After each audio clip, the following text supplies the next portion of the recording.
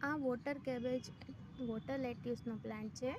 આના માટે કોઈ જ કેર હોતી નથી. બસ એક મોટો ટબ એટલે બ્રોડ ટબ લેવાનો છે અને એના તળિયે તમારે માટી અને વર્મી કમ્પોસ્ટ મિક્સ કરી અને થોડી સેન્ડ નાખીને મિક્સ કરીને રાખવાનું છે. અને પછી ધીમે ધીમે તેમાં પાણી ભરવાનું છે.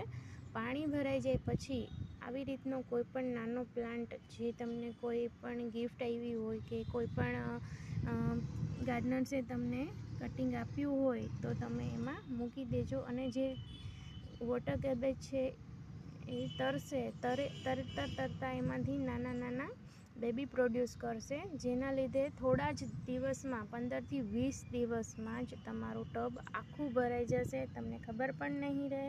અને આ એક એક્વાટિક પ્લાન્ટ છે. જો તમારા ઘરમાં ફિશ